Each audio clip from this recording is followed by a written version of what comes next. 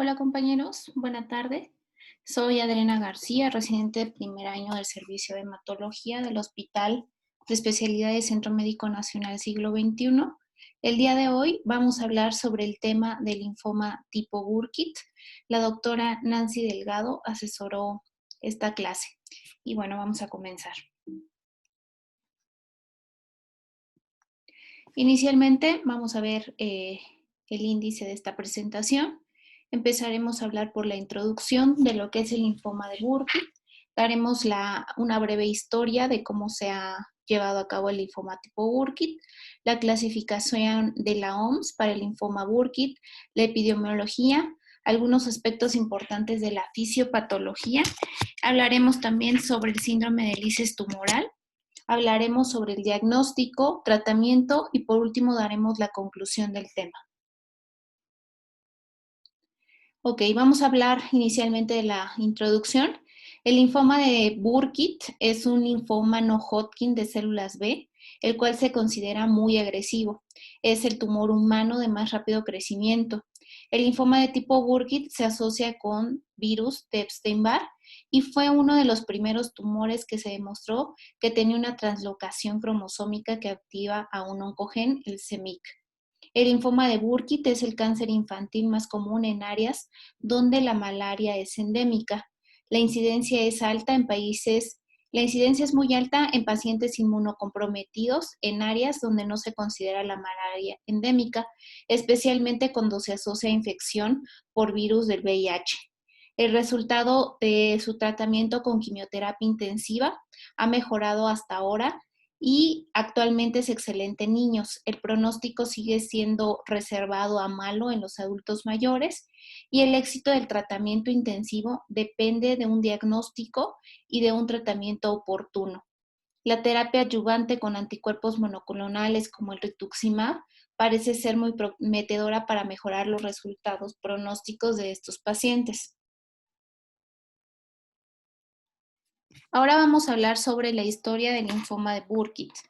A principios del siglo XX, en el año de 1902, Sir Albert Cook, que fue un médico misionero que se encontraba en Uganda, con un grupo más de médicos que trabajaban en África Occidental, en África Oriental y en África Central, notaron que había una alta frecuencia de tumores de mandíbula y que estos tumores se presentaban sobre todo en los niños.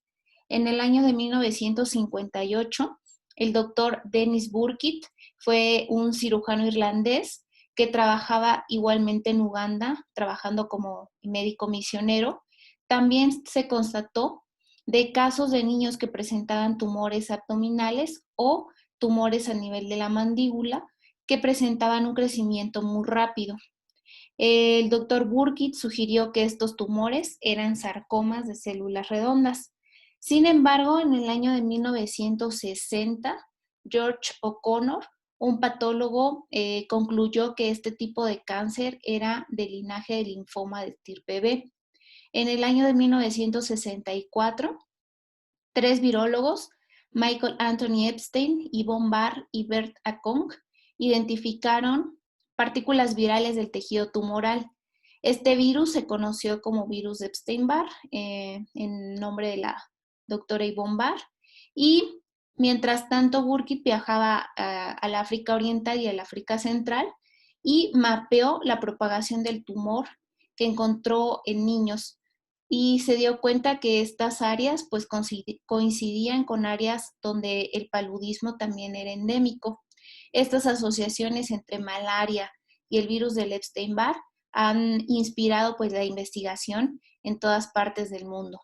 En 1979 encontraron la asociación con el oncogen CEMIC y para el año de 1982 encontraban la asociación del linfoma de Burkitt con el VIH.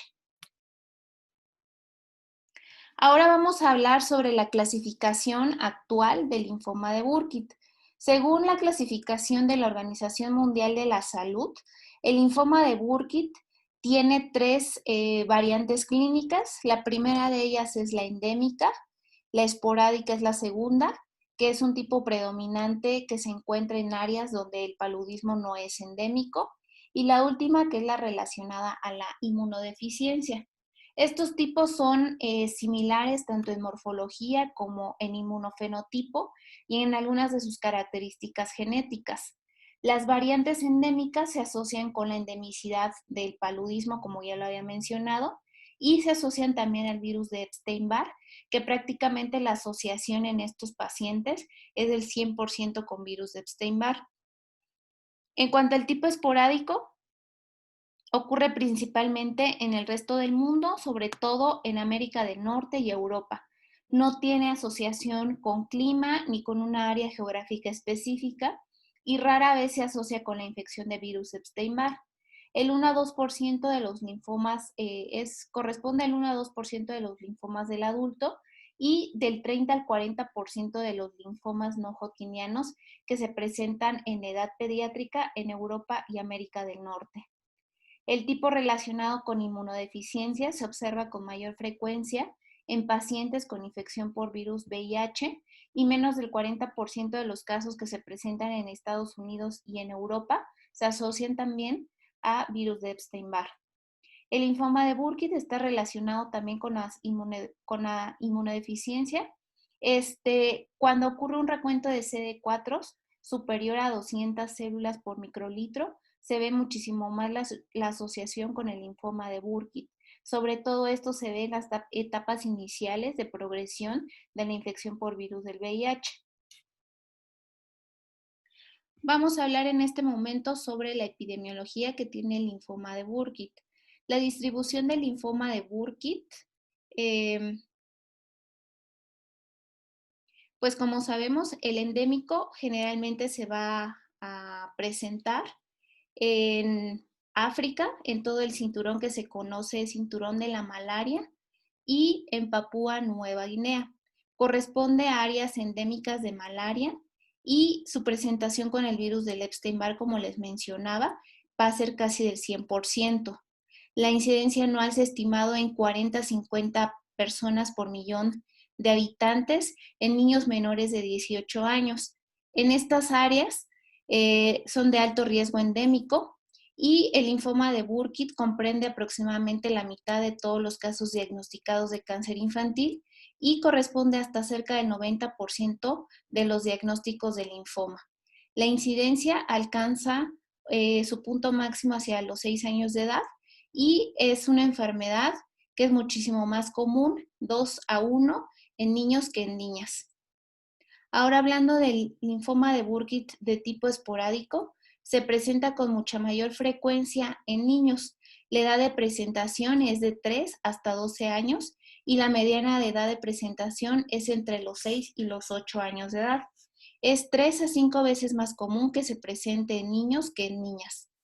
El linfoma de Burkitt esporádico se encuentra en áreas de bajo riesgo como son América del Norte, el norte y el este de Europa y el este de Asia, con una incidencia anual de 2 millones de niños menores de 18 años. Partes de América del Sur, el sur de Europa, el norte de África y el Medio Oriente son áreas de riesgo que se conocen con un riesgo intermedio. Y por último, el linfoma de Burkitt asociado a inmunodeficiencias ocurre con una incidencia de 22 por cada 100,000 personas año, estos datos obtenidos en Estados Unidos. Ahora vamos a empezar a hablar sobre los cofactores que se ven involucrados en la génesis del linfoma tipo Burkitt. Como ya habíamos comentado con anterioridad, se ha descrito la asociación con virus Epstein-Barr, la asociación con virus de VIH y la asociación con malaria. Describiremos algunas de las hipótesis que se tienen como causantes de la propagación del linfoma de Burkitt. Comenzaré hablando por el virus del Epstein-Barr. El virus del Epstein-Barr pues se sugiere como que tiene un papel causal directo en la génesis del linfoma de Burkitt de tipo endémico sobre todo. El virus del Epstein-Barr está presente de forma constante en estos tumores y la infección de estas células B malignas precede incluso a la tumorogénesis y se registran también títulos muy elevados de anticuerpos contra virus de Epstein-Barr en niños incluso antes de que se desarrolle la enfermedad. Sin embargo, pues aún no se conoce cuál es el mecanismo que vincula la infección del virus Epstein-Barr de la célula B con la aparición de la neoplasia maligna. Se conoce ahora que el virus de Epstein-Barr codifica varias proteínas latentes esenciales para la inmortalización viral dentro de las células B. Una de ellas es la proteína EBNA1, y esta proteína es la única proteína latente del virus Epstein-Barr que se expresa de forma constante en todos los tumores de este tipo. Se han identificado también tumores que contienen una lesión del gen EBNA2 que conduce a la expresión de genes EBNA-A, EBNA3A, EBNA3B y EBNA3C. Estas líneas celulares derivadas de estos linfomas son resistentes al proceso de la apoptosis, lo que va a sugerir que esta pérdida del gen del EBNA2 va a proporcionar una ventaja de supervivencia al tumor y de replicación. Una forma en la que actúa el virus del Epstein-Barr en el linfoma de Burkitt endémico podría ser bloquear la apoptosis en la célula B con la translocación subsecuente del oncogen MYC a través de la proteína EBNA1. También se han identificado que existen microARNs virales en los linfomas de tipo Burkitt endémico que se asocian también al VIH junto a la asociación con virus de Epstein-Barr. Por lo tanto, también son candidatos potenciales para impulsar la tumorogénesis en este tipo de enfermedades. El tipo celular de origen de la célula del linfoma Burkitt es controvertido. Aquí también algunos mencionan que el tumor surge de una célula B de centro germinal, mientras que hay otros investigadores que piensan que la célula B es una célula B de memoria. El virus de Epstein-Barr persiste durante toda la vida del huésped sano como una infección latente en la célula B de memoria periférica. Si la célula maligna surge de una célula infectada de forma latente y las células B de memoria expresan solo el EBNA1, similar al del linfoma, entonces la célula B de memoria infectada podría ser la fuente de la malignidad o de la clona tumorogénica. No tengo una respuesta para eso. ¿Te puedo ayudar con alguna otra cosa?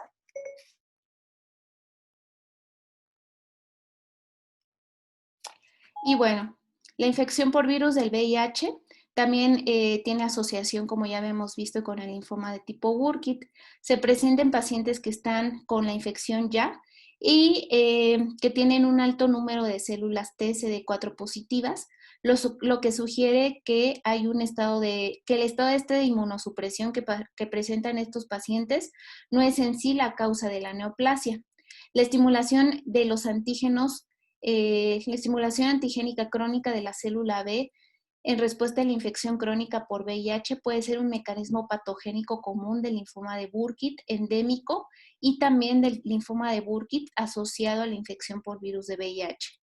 Los pacientes que están infectados por VIH con linfoma de Burkitt tienen concentraciones séricas elevadas, tanto de CD30 como de CD23, que se conocen como marcadores de activación de la célula B antes de la aparición del linfoma. Los pacientes que tienen viremia crónica por infección por VIH, incluso aunque reciban tratamiento retroviral, tienen una mayor predisposición o un mayor riesgo de desarrollar linfomas asociados al VIH que aquellos pacientes con cargas virales difíciles de detectar. El virus podría afectar a la célula B a través de la desregulación de la ciclindesa inducida por activación y la activación crónica de la célula B. La enzima se ha detectado en linfocitos periféricos de pacientes infectados por VIH que presentan linfoma, pero no en pacientes con VIH positivo sin la neoplasia maligna ni en controles de pacientes sanos. Y por último vamos a ver la última asociación importante, que es la asociación con malaria. Y acá, bueno, hay dos estudios epidemiológicos grandes que muestran el riesgo del linfoma de Burkitt es mayor en pacientes que presentan títulos elevados de anticuerpos contra el virus del Epstein-Barr y también contra anticuerpos contra Plasmodium falciparum. Estos estudios han demostrado que el paludismo puede ser una causa de desregulación y también de la persistencia de la inmunidad contra el virus del Epstein-Barr, sobre todo en los niños. Estos resultados sugieren que el paludismo aumenta el riesgo de padecer linfoma de Burkitt, sobre todo de tipo endémico, a través de alteraciones o interacciones con las células B infectadas previamente por virus del Epstein-Barr. Se ha demostrado que existe una señalización a través de un receptor tipo TOL9 que induce a la citidina desaminasa inducida por activación enzimática en las células B humanas. Y esta sobreexpresión de esta enzima induce a su vez una translocación de inmunoglobulina, MYC, característica clásica pues del linfoma tipo Burkitt. En esta imagen que les presento abajo, en la parte de arriba, en la imagen A, nos quiere ejemplificar que durante la infección por virus del VIH, las células B se estimulan de forma crónica, lo que provoca la activación de esta enzima que les comentaba, que es la enzima citidin desaminasa inducida por activación, que se conoce como AID, que resulta o que puede resultar en la translocación aberrante del oncogen CEMIC, que va a ser como el sello distintivo del linfoma de tipo Burkitt. La infección por virus del Epstein-Barr o también algunas citocinas que se sobreexpresan pueden bloquear la apoptosis y rescatar a las células B que sobreexpresan el gen CEMIC, lo que lleva a la aparición de una clona maligna. En la parte de abajo ejemplifica que en las regiones donde la transmisión de la malaria es estable, donde existe pues, la infección por Plasmodium falciparum, también puede impulsar la reactivación, a su vez, del virus del Epstein-Barr a partir de células infectadas con virus del Epstein-Barr, pero que se mantenían de forma latente, lo que lleva a que haya una liberación del virus y la infección de las células B que no presentaban previamente o que se consideraban como células B vírgenes. Este proceso finalmente expande la reserva de células B infectadas de forma latente y aumenta la carga viral periférica, disminuyendo la inmunidad de la célula T. El DNA del Plasmodium falciparum funciona como un ligando para el receptor 9 tipo TOL y de esta manera puede interactuar directamente con la célula B infectada por virus de Epstein-Barr para inducir así a la enzima AID y posteriormente producir una translocación que dé como resultado el gen CEMIC, produciéndose pues ahí la patogénesis del linfoma de tipo Burkitt.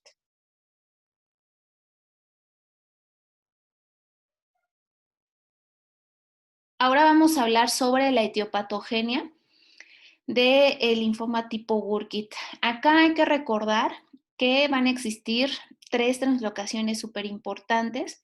La primera de ellas es la translocación 814, que se conoce como el sello distintivo del linfoma tipo Burkitt.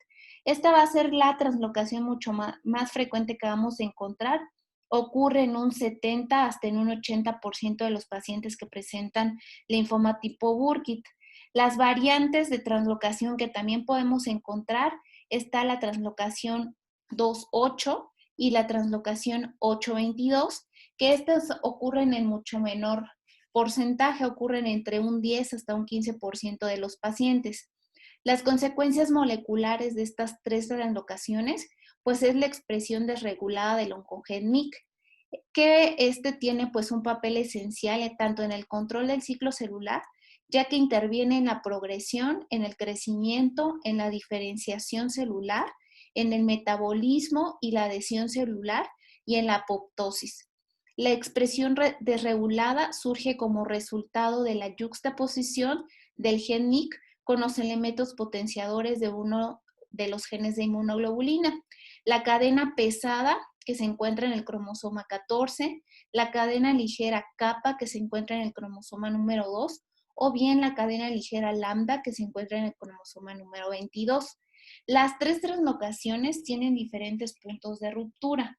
La activación del oncogen MYC puede ocurrir en el cromosoma 14 derivado de la translocación 814 con puntos de corte que se conocen como centroméricos del MYC, es decir, que van a estar mucho más pegados al centro de este oncogen. mientras que las rupturas en el caso de la translocación 2.8 y de la translocación 8.22 pueden ser los puntos de corte a nivel tenomérico del MIC. Además de estas variaciones en la ubicación de los puntos de ruptura, según el tipo de translocación, los puntos de corte en sí están diversos, tienen también mucha dispersión, ya que tiene cientos de kilobases donde pueden ocurrir estas dispersiones o estas rupturas. Aunque las formas endémicas y las asociadas, tanto las formas endémicas como la esporádica, como las asociadas a inmunodeficiencias, muestran diferentes agrupaciones de puntos de ruptura, se puede decir que hay cierta superposición entre los tres tipos de enfermedades. Además de las translocaciones que involucran los locis del gen de la inmunoglobulina, los genes de cadena pesada y de cadena ligera se reorganizan clonalmente en todos los casos de linfoma de Burkitt. Esta función se puede aprovechar para controlar la enfermedad y las translocaciones del gen MYC no son completamente específicas del linfoma de Burkitt, también se han identificado en otros tipos de linfoma de células B. Por lo general, el linfoma de Burkitt tiene un cariotipo simple con una complejidad genética creciente relacionada pues con la progresión de la enfermedad. Y se ha demostrado que la sobreexpresión de este gen c-MYC puede inducir a la apoptosis a través de una vía de señalización dependiente del P53. Y en muchos de estos linfomas de tipo Burkitt, estas mutaciones tienen un gen supresor del P53 que podría anular pues la maquinaria apoptótica y de esta manera tener un crecimiento tan exagerado como es el que presenta el linfoma de tipo Burkitt. Ahora vamos a hablar sobre las variantes clínicas que les acabo de mencionar que se encuentran en el linfoma de Burkitt.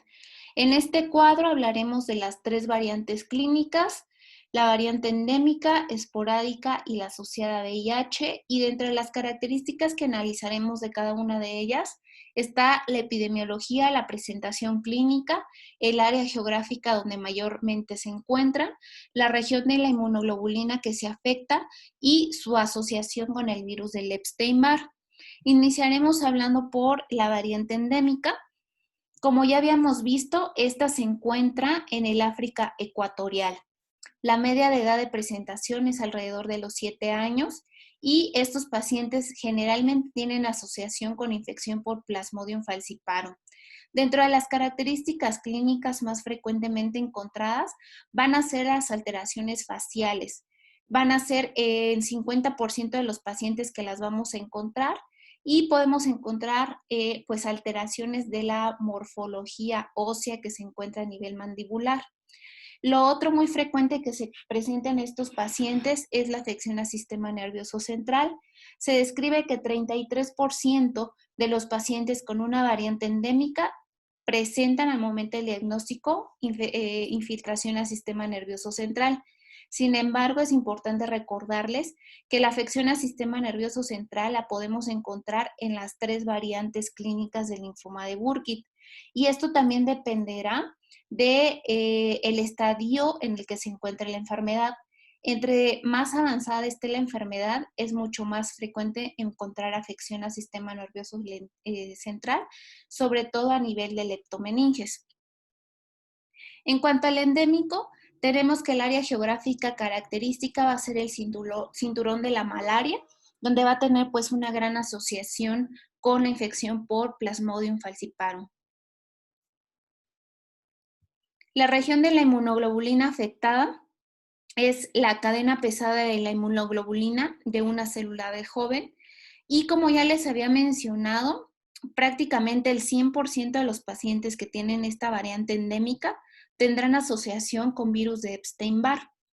En cuanto a la variante esporádica, la media de edad es a los 30 años, se presenta en un 30% en los niños, generalmente se asocia a pacientes con nivel socioeconómico bajo. Su presentación más característica va a ser en región abdominal y de esto lo más común es que se presente afección a la válvula ileocecal hasta en un 80% de estos pacientes. Pueden tener también afección a médula ósea en un 20% de los pacientes y algunos otros sitios extranodales que puede presentarse a nivel de ovario y a nivel de riñón. Este tipo de variante clínica esporádica se presenta en todo el mundo que no sea pues endémico de malaria. No se ha detectado ninguna región de inmunoglobulina afectada y 30% de estas pacientes van a tener asociación con virus de Epstein-Barr. Por último, vemos la asociada a virus de VIH, perdón. Esta, pues obviamente va a ser en relación con pacientes con infección por VIH. La media de edad de presentación es entre los 10 y los 19 años de edad. Y si se presenta en niños, generalmente se presenta en niños africanos que tienen coinfección por VIH. Lo más característico de encontrar en clínica es con infiltración a ganglios linfáticos y también infiltración hacia médula ósea. En cuanto a un área geográfica donde mayormente se puede encontrar, sería en áreas endémicas de VIH y nuevamente el país africano pues es endémico de esta enfermedad. No se ha detectado algún área específica de la inmunoglobulina que se afecte y en un 30 a un 50% de estos pacientes estarán asociados con infección por virus de Epstein-Barr. Ahora voy a hablar sobre las características tanto de patología, de morfología y las translocaciones cromosómicas que encontramos, que estas van a ser iguales para las 3 variantes clínicas que presentan. En cuanto a la morfología, tenemos que el linfoma tipo Burkitt se menciona que puede salir de un centro germinal de célula B. Las células B generalmente siempre van a tener una misma forma, por lo que se les define como monomórficas. Presentan un tamaño medio, van a tener característicamente un citoplasma que es basófilo. Y como ya les había comentado, el linfoma tipo Burkitt es un linfoma de un crecimiento muy rápido, por lo tanto van a tener múltiples mitosis. Dentro de las translocaciones cromosómicas, como ya habíamos visto, son 3 las principales. La 814 que se presenta hasta en un 80% de los pacientes. La translocación 822 en segundo lugar en un 10 a un 15% de los casos. Y por último, la translocación 28, que se presenta en un 2 a un 5% de los pacientes con linfoma tipo Burkitt. Hablando un poco más acerca de la clínica, de la variante esporádica, como ya habíamos mencionado en la diapositiva anterior, lo más frecuente es la afección a nivel abdominal. 60 al 80% de los pacientes con linfoma Burkitt esporádico van a presentar afección a nivel del abdomen. Esta se puede ver manifestada por dolor abdominal, afección de válvula ileocecal hasta un 80% de los pacientes, distensión abdominal, náusea, vómito, e incluso algunos pacientes pueden presentar hemorragias a nivel del tracto gastrointestinal. La segunda localización más frecuente del Burkitt esporádico van a ser a nivel de cabeza y cuello, caracterizado por linfadenopatías a estos niveles, y también podemos encontrar afección de nariz, afección a nivel orofaringio, a nivel de amígdalas o de senos paranasales. Estos pacientes también hay que recordar que pueden presentar afección infiltración a médula ósea en un 20%. Por lo tanto, estos pacientes también se pueden presentar con dolor óseo. Los sitios raros de presentación del esporádico son el mediastino, piel, testículos, mamas y glándula tiroides. Recordar que el esporádico también tiene la capacidad de infiltrar el sistema nervioso central. Sin embargo, el endémico, como ya habíamos visto, va a ser el más frecuente en un 33% de los linfomas Burkitt. Esto obviamente se va a relacionar con los estadios de la enfermedad. Entre más avanzado esté el linfoma, mayor posibilidad de encontrar afección al sistema nervioso central. Por lo tanto, en estos pacientes será importantísimo realizar punción lumbar. Ahora hablando de la variante endémica, como ya habíamos visto, y acá nada más para ejemplificar con esta fotografía, que la afección más importante que presentan estos pacientes es a nivel de la cara, es a nivel de la afectación facial. Sobre todo tienen afectación mandibular, donde hay un crecimiento muy rápido del tumor e incluso hay deformidad pues del macizo facial. Lo otro muy frecuente encontrar, como ya habíamos dicho, es la afección al sistema nervioso central, sobre todo con afección de leptomeninges. Otros órganos afectados en el tipo endémico es el hilio terminal, el ciego, ovarios y riñones. En cuanto al Burkitt asociado a VIH, la afectación principalmente se ve a nivel del hilio y del ciego, y también lo podemos encontrar en ganglios linfáticos y presentan también infiltración hacia médula ósea. Ahora vamos a hablar sobre el síndrome de lisis tumoral, que es una patología asociada frecuentemente a los tumores de muy rápido crecimiento, en este caso asociado al linfoma de tipo Burkitt. Es una emergencia oncológica, ya que si no se trata adecuadamente puede llegar incluso a la muerte del paciente. Característicamente se va a evidenciar por tener electrolitos séricos altos, el potasio alto, el ácido úrico alto, el fósforo alto y únicamente el calcio bajo. Se describe que dentro del síndrome de lisis tumoral hay factores de riesgo que nos pueden hacer sospechar sobre que un paciente puede desarrollar esta patología. Sobre todo nos hablan que si un paciente se presenta con una leucocitosis muy elevada, con afectación al sistema a médula ósea, con ácido úrico que previamente haya estado elevado, que el paciente tenga intolerancia al alopurinol o que el alopurinol sea ineficaz para el tratamiento, o bien que el paciente presente algún tipo de enfermedad renal o que por infiltración del propio tumor tenga afección renal. Todo esto nos debe hacer pensar que el paciente puede tener síndrome de lisis tumoral y por lo tanto nosotros tendríamos que indicar una profilaxis para estos tipos de pacientes.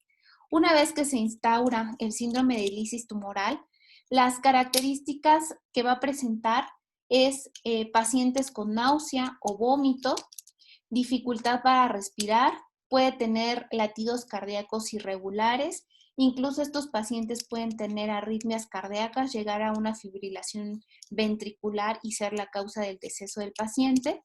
Pueden presentar también la orina turbia, pueden presentar letargo o molestias a nivel de las articulaciones. Hay una clasificación que es la que les presento en este cuadro, que es de Cairo y Bishop, donde nos dan los puntos de corte para sospechar nosotros de un síndrome de lisis tumoral. En cuanto al ácido úrico, el valor tiene que ser mayor a 8 miligramos por decilitro, o bien que el paciente presente un incremento del 25% del basal.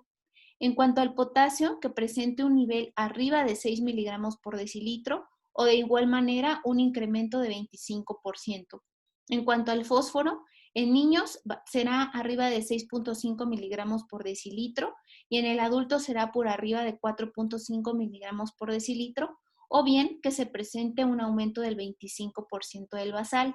Y en cuanto al calcio, que tengan un calcio menor a 7 miligramos por decilitro o que hay una disminución del 25% del basal. Nada más recordar acá que el calcio en estos pacientes generalmente no se repone a menos que el paciente esté sintomático. Ahora vamos a empezar a hablar sobre cómo vamos a efectuar el diagnóstico en estos pacientes con linfoma de Burkitt. Inicialmente, como en todas las patologías hematológicas, hay que realizar un adecuado examen físico. En estos pacientes, pues generalmente vamos a buscar intencional ganglios linfáticos, sobre todo a nivel del anillo de Waldeyer. Vamos a ver datos de hepatomegalia o de esplenomegalia como datos de infiltración del tumor o palpar a nivel abdominal si hubiera alguna masa tumoral. Hay que estadificar la funcionalidad de estos pacientes con las clasificaciones que ya conocemos como el ECOG o el Karnofsky. Interrogar intencionalmente la presencia de síntomas B.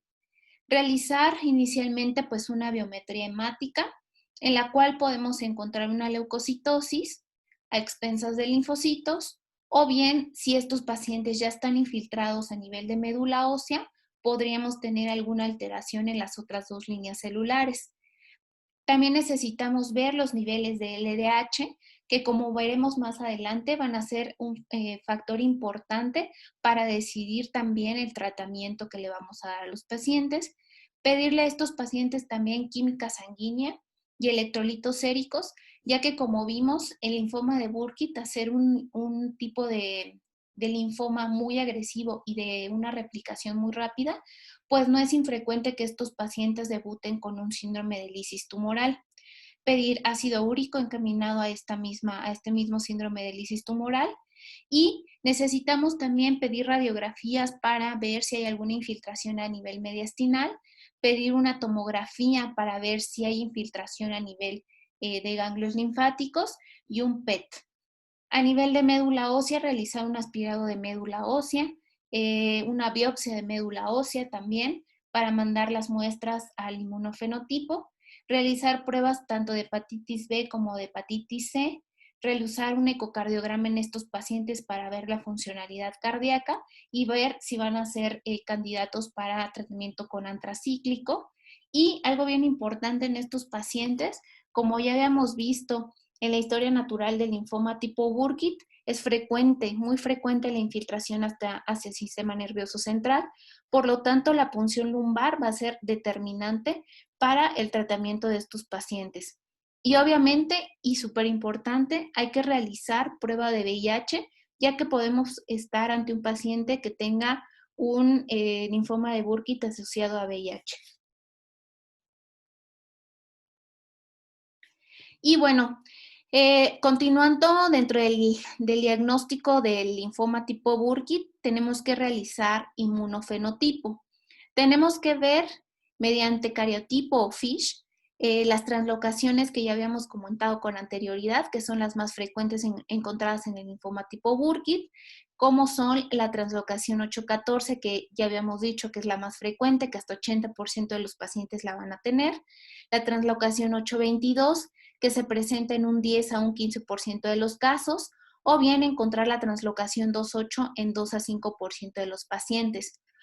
Clásicamente también se describe que el linfoma de Burkitt va a tener el Ki67 positivo en más del 95%, y este es un marcador de replicación. Al ser el Burkitt un linfoma de alta replicación, pues es muy frecuente que encontremos el Ki65 positivo.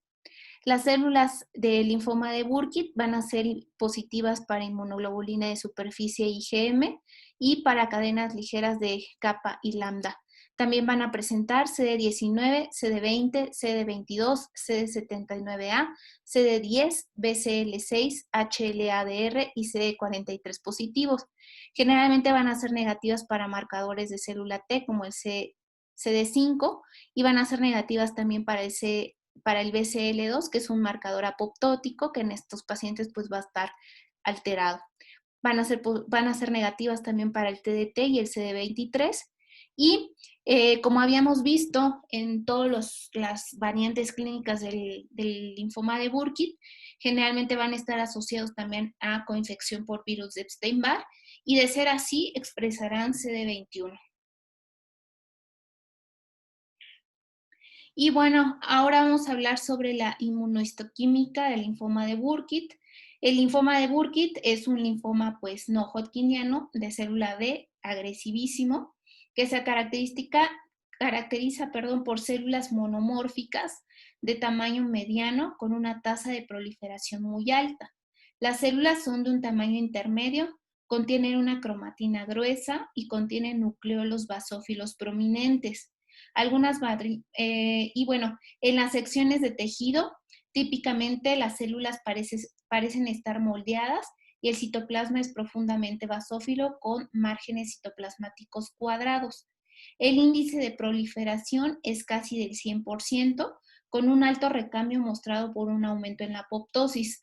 Tienen clásicamente una imagen que se conoce como de cielo estrellado, y esto se debe a macrófagos cargados de células tumorales apoptóicas. Las células son siempre de linaje D, por lo tanto siempre expresan CD20 y CD79 positivos. Y el ARN que codifica el virus del Epstein-Barr, que como vimos también puede ser frecuente encontrarlo con asociación al linfoma de tipo Burkitt, Se puede identificar mediante hibridación in situ con fluorescencia. Y bueno, aquí característicamente les puse esta imagen de cielo estrellado para que la recordemos. Acá en esta diapositiva observamos algunos cortes histológicos de tracto gastrointestinal. En la figura A y en la figura B, que se encuentran hasta arriba, corresponden a tinciones con hematoxilina y eosina, la A al 10 y la B al 40%, donde se observan las células B monomórficas de tamaño medio con un citoplasma basófilo y múltiples mitosis en cielo estrellado. Observamos también ahí la presencia de los macrófagos cargados de las células tumorales, lo que le da pues la imagen característica al linfoma Burkitt, que se conoce como de cielo estrellado. Y bueno, en la parte de abajo observamos pues la inmunohistoquímica de la célula B, con la tinción para CD20 positivo, CD10 positivo, BCL6 positivo, el gen CEMIC y el Ki67 con un alto índice de proliferación. Ahora vamos a hablar sobre la estadificación del linfoma de Burkitt. Tanto la terapia del linfoma de Burkitt se va a guiar en parte por la estadificación clínica y por la estadificación histopatológica que presente pues, el linfoma de Burkitt. Clínicamente el pronóstico se determina mediante esta clasificación que se conoce como clasificación de St. Jude o clasificación de Murphy. Y es pues el sistema más comúnmente utilizado para la clasificación y estadificación del linfoma de Burkitt. En esta tenemos que la divide en 4 estadios. El primero de ellos es cuando se presenta un único tumor ganglionar o una masa extraganglionar, exceptuando masas torácicas o abdominales. En el estadio 2 hay múltiples tumores ganglionares o bien extraganglionares, pero están del mismo lado del diafragma. Puede haber tumor abdominal que generalmente debe ser completamente resecable, incluso aunque presente ganglios afectados. En el estadio 3 ya se encuentran tumores a ambos lados del diafragma. Este tumor torácico puede ser al nivel mediastínico, pleural o del timo. También suele haber un tumor abdominal masivo y suele haber también ya tumores paraespinales. Y el último estadio, que es el 4, donde ya hay afectación a nivel del sistema nervioso central o hay infiltración a médula ósea con un porcentaje de 5 hasta 25% de blastos. Y bueno, ahora vamos a empezar a hablar sobre el tratamiento del linfoma de Burkitt.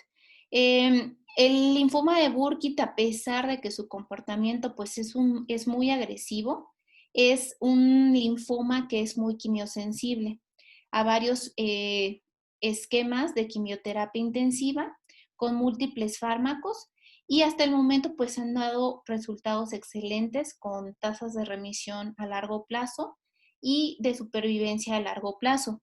El pronóstico en los pacientes de edad pediátrica pues es mucho mejor que el que se observa en pacientes pues adultos e incluso adultos mayores.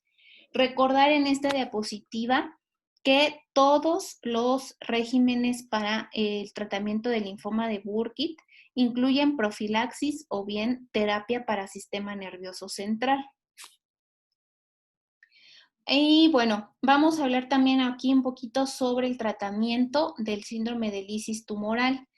Como ya habíamos comentado en la diapositiva del síndrome de lisis tumoral, es súper importante ver las características del paciente que tenemos, ver o encasillar a este paciente como un paciente con alto riesgo de desarrollar síndrome de lisis tumoral e iniciar una terapia profiláctica. La pieza central del tratamiento del síndrome de lisis tumoral va a incluir una hidratación vigorosa. La literatura menciona que llevemos al paciente una uresis kilóhora de 2 mililitros por minuto. Hay que manejar también la hiperuricemia con hipouricemia antes y la monitorización frecuente de los electrolitos séricos y su corrección. Dentro del tratamiento de primera línea y el tratamiento de la hiperuricemia tenemos al allopurinol o al febuxostat, que se tiene que comenzar generalmente 2 a 3 días antes de que iniciemos la quimioterapia y que se deberá continuar durante 10 a 14 días una vez que se inicie la quimioterapia. O se puede utilizar la rasburicasa, una dosis de 3 a 6 miligramos, que suelen ser dosis muy eficaces. Generalmente una dosis de rasburicasa suele ser adecuada, y si el paciente persiste con datos de hiperuricemia, se puede dar una segunda dosis de rasburicasa, pero esto obviamente se tiene que individualizar a cada paciente. Está indicada dar este tratamiento en pacientes que tienen necesidad urgente, pues, de iniciar la terapia con quimioterápicos, y pacientes que tienen un gran volumen. En pacientes en los cuales es difícil tener una adecuada hidratación o que sea imposible, por ejemplo, pacientes con insuficiencia cardíaca congestiva, o en pacientes que tienen daño renal, en los cuales no manejan bien la sobrecarga de volumen, en pacientes que hayan presentado ya un fallo renal agudo. Y recordar que el síndrome de lisis tumoral debemos de tratarlo en cuanto lo detectemos, e incluso detectar esos pacientes en los cuales vamos a iniciar profilaxis, ya que la progresión del síndrome de lisis tumoral puede causar insuficiencia renal aguda, necesitar este paciente tratamiento sustitutivo de la función renal, generalmente con hemodiálisis, y lo más grave es que estos pacientes también pueden desarrollar arritmias cardíacas, pueden presentar fibrilación ventricular, y esto pues originar la muerte del paciente. Pueden presentar convulsiones, pueden presentar también pérdida del control muscular, y si no tenemos un manejo adecuado del síndrome de lisis tumoral, el paciente puede fallecer por esta causa. Ahora, como les mencionaba, dentro de las guías del NCCN, tenemos que van a dividir a los pacientes en dos grupos de riesgo, un riesgo bajo y un riesgo alto. Los pacientes de riesgo bajo generalmente van a ser aquellos que presenten una LDH normal o que estén en un estadio 1 o tengan una lesión abdominal que sea completamente resecable, o bien que presenten una masa extraabdominal, pero que esta no sea mayor de 10 centímetros. En el caso de pacientes de riesgo alto, pueden ser pacientes que estén considerados en la clasificación de St. Jude como una etapa 1 con una masa abdominal, o bien que presenten una masa extraabdominal que mida más de 10 centímetros, o que se encuentren en estadio 2, 3 o 4. Estos van a ser los factores de riesgo. Esto nos va a ayudar para la siguiente diapositiva, que es cómo se empiezan los regímenes de tratamiento. Ahora, en cuanto al tratamiento, a la inducción que se le van a dar a este paciente, esto fue sacado de las guías del NCCN, también va a dividir el tratamiento de inducción en menores de 60 años con riesgo bajo, en menores de 60 años con riesgo alto y en pacientes mayores de 60 años. Aquí vamos a hablar sobre el tratamiento de inducción en pacientes menores de 60 años y que tienen un riesgo bajo. Los tratamientos que se proponen están estos: el Codox-M, el cual es una combinación de ciclofosfamida, doxorubicina, vincristina, con metrotexate intratecal y citarabina seguido de metrotexate sistémico en dosis altas, y rituximab. De este tratamiento se dan generalmente 3 ciclos. Si se opta por el esquema EPOC, que tiene etopósido, prednisona, vincristina, ciclofosfamida, doxorubicina, más rituximab, se tiene que dar por un mínimo de 3 ciclos, y en pacientes que alcancen remisión completa, se tiene que dar un ciclo más de este esquema. Este esquema también incluye el uso de metrotexate intratecal. Otro de los esquemas que podemos dar es el Hipercevac con ciclofosfamida, vincristina, doxorubicina y dexametasona. el cual se debe alternar con dosis altas de metotrexate y de citarabina, más el rituximab, y este régimen también incluye terapia intratecal. Ahora, de igual manera, tratamiento de inducción en menores de 60 años, pero con riesgo alto. En estos pacientes pueden presentar también afección al sistema nervioso central y la indicación es que se comience con terapia sistémica que contenga fármacos que atraviesen la barrera hematoencefálica para que puedan penetrar hasta el sistema nervioso central. Los esquemas sugeridos acá es el CODOX-M, es ciclofosfamida, doxorubicina, vincristina con metotrexate intratecal más citarabina, seguido de dosis sistémicas de metotrexate, alternado con el esquema IVAC, que contiene isofosfamida, citarabina, etopósido, metotrexate intratecal y rituximab. Otro esquema que se puede sugerir en estos pacientes es el EPOC, etopósido, prednisona, vincristina, ciclofosfamida y doxorubicina, más el uso de rituximab. Y el régimen también acá incluye metotrexate intratecal. Y por último tenemos el hipercebat con ciclofosfamida, vincristina, doxorubicina y dexametasona, alternando con dosis altas tanto de metotrexate como de citarabina, más el uso de rituximab y terapia intratecal. Como se podrán dar cuenta, todos los regímenes de quimioterapia incluyen la quimioterapia intratecal porque es muy frecuente afección al sistema nervioso central. Y bueno, en pacientes con inducción, pero que tienen más de 60 años, aquí ya no hacen una diferenciación si son de bajo o alto riesgo. El esquema de elección es el EPOC, que lleva etopósido, prednisona, vincristina, ciclofosfamida, doxorubicina y rituximab, con un mínimo de 3 ciclos y si se alcanza remisión completa, un ciclo adicional. También este régimen incluye metotrexate intratecal. Y bueno, en esta diapositiva les pongo como todos los regímenes quimioterápicos de los que les acabo de hablar. La mayoría de estos pues tiene una experiencia en pacientes pediátricos. Históricamente todos estos regímenes específicos para tratar el linfoma de Burkitt se han desarrollado a partir de la experiencia que se ha tenido con los niños. Entre los primeros se encontraba pues el régimen del CODOX-M-IVAC, que se implementó por Magrat y por sus colaboradores en el Instituto Nacional de Cáncer en Estados Unidos. Este régimen consiste en ciclofosfamida, vincristina, doxorubicina y metotrexato en dosis altas, que se alternan con isofosfamida, etopósido y citarabina en dosis altas, junto con metotrexato intratecal y citarabina.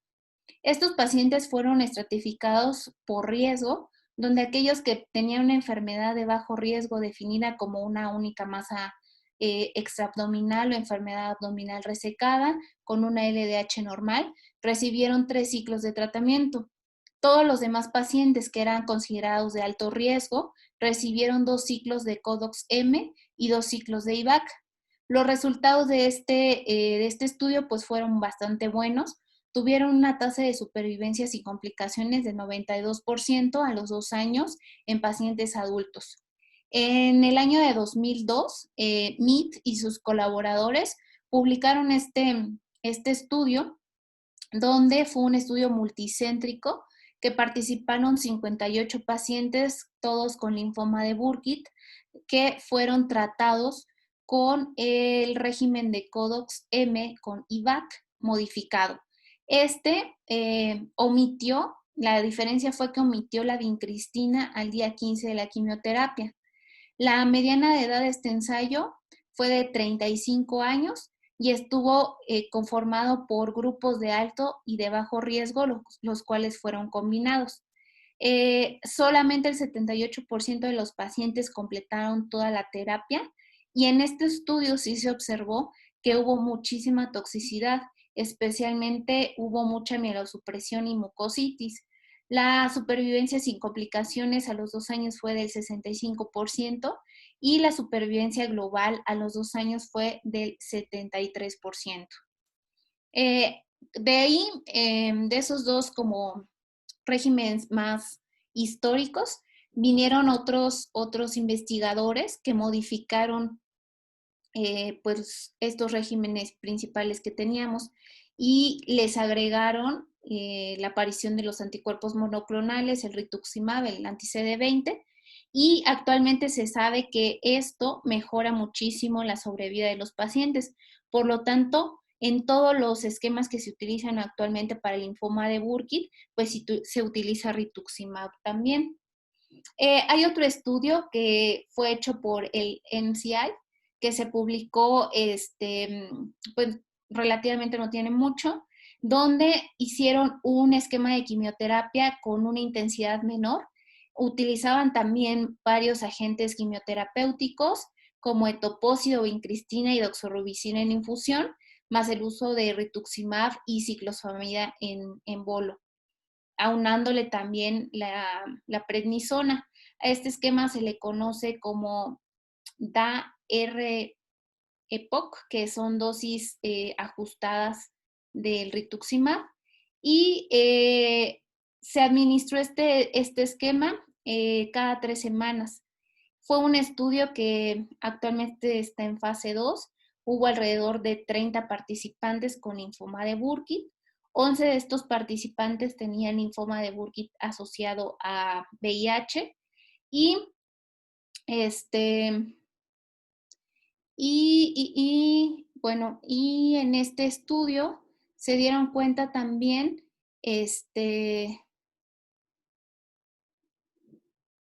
que pues utilizaban dosis estándar de rituximab. Mostraron también en este estudio que había una excelente ausencia de progresión de la enfermedad. Cerca del 95% de los pacientes tenían ausencia de progresión y tenían una sobrevida global alrededor del 100%, después de una mediana de seguimiento de alrededor de 7 años en el grupo con linfoma de Burkitt esporádico. Los pacientes que tenían linfoma de Burkitt asociado a inmunodeficiencia también obtuvieron excelentes resultados. Generalmente, estos pacientes tuvieron una sobrevida global del 90% después de 6 años de seguimiento. Y a esos pacientes también se les administró metotrexato intratecal como profilaxis del sistema nervioso central. En estos pacientes, pues casi no se modificaron las dosis de los quimioterápicos y en total recibieron 6 ciclos de este tratamiento. Los efectos adversos que presentaron en este estudio, que fueron clínicamente significativos, fue la fiebre y la neutropenia que se presentaron en casi el 25% de los pacientes que recibieron este esquema y en el 10% de los pacientes que recibieron una dosis estándar del REPOC.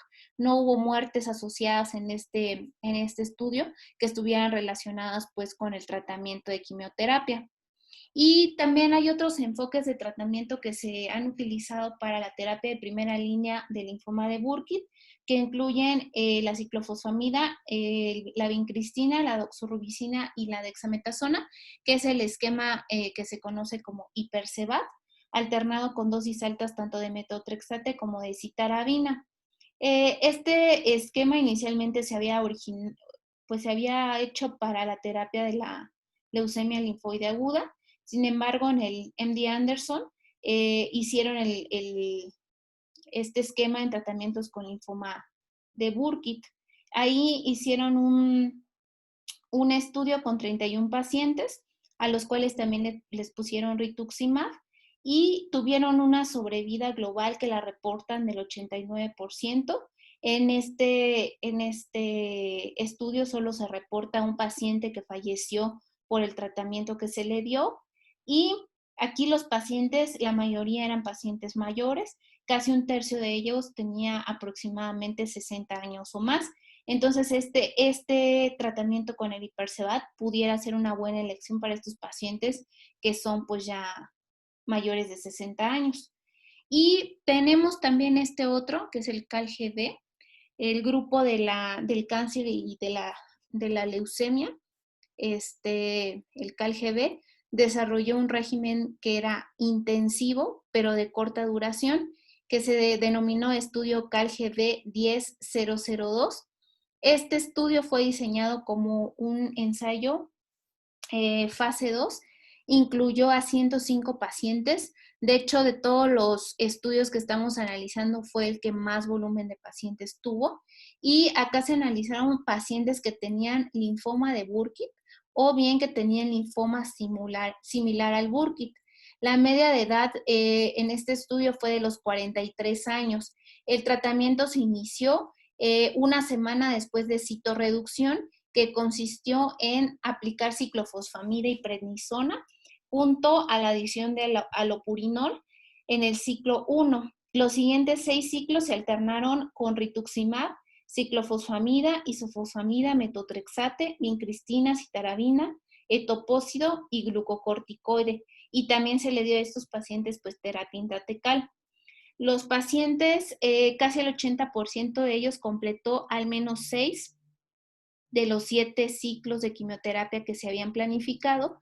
En este estudio se reporta que hubieron 7 muertes relacionadas al tratamiento y la tasa de remisión completa fue de alrededor del 80% en todos los pacientes y una sobrevida libre de eventos del 73% a 3 años de seguimiento. Ahora, en pacientes que son refractarios a los esquemas de quimioterapia de primera línea, estos pacientes pues ya tienen una sobrevida muy bajita. Se hizo un estudio donde la sobrevida a pacientes que eran resistentes a tratamiento de primera línea a los 3 años únicamente fue del 7%. La mayoría de los pacientes pues fallece al no responder al tratamiento de primera línea. Estos pacientes que ameritan una terapia de segunda línea generalmente presentan una recaída de la enfermedad entre los 6 y los 18 meses después de haberse administrado la terapia de primera línea. Y se deben de tratar pues con regímenes alternativos que más o menos contienen los mismos esquemas, pero se tiene que ver qué tipo de esquema se le tiene que dar, ya que no, lo más recomendado no es repetir los mismos fármacos. Dentro de los esquemas está el EPOC con ajuste de la dosis de los medicamentos, el cual consiste en etopósido, prednisona, vincristina, ciclofosfamida, doxorubicina y rituximab. Mínimamente se tiene que dar 3 ciclos. Si el paciente alcanza remisión completa con esta terapia de segunda línea, entonces se tiene que administrar un ciclo de quimioterapia adicional. Este esquema también incluye la quimioterapia intratecal. El esquema RICE con rituximab, isofosfamida, carboplatino y etopósido, más metotrexate intratecal. Y el RIVAC también puede ser otra alternativa, que es rituximab, isofosfamida, citarabina y etopósido, más metotrexate intratecal si no lo había recibido previamente. O el esquema RGDP, que lleva rituximab, gencitabina, dexametasona y cisplatino. Y por último tenemos el tratamiento con citarabina más rituximab en dosis altas. Y bueno, como conclusión del linfoma de Burkitt, tenemos que es un linfoma no Hodgkin de célula B que se considera muy agresivo, que requiere un diagnóstico oportuno y una estadificación oportuna para que podamos iniciar un tratamiento rápidamente. Es prioritario en estos pacientes solicitar panel viral, ya que como vimos, una de las variantes clínicas es la asociada a infección por VIH. Y también es importante recordar que el linfoma de Burkitt tiene predilección también por infiltrar el sistema nervioso central y que la punción lumbar en estos pacientes pues va a ser prioritaria. Iniciar de manera oportuna medidas ante el síndrome de lisis tumoral también va a ser muy importante, ya que el linfoma de Burkitt, al tener una proliferación tan rápida, pues estamos ante la potencial posibilidad de que el paciente debute incluso con un síndrome de lisis tumoral. Y como ya vimos, el síndrome de lisis tumoral, si no se trata de manera oportuna, puede incluso acabar con la vida del paciente.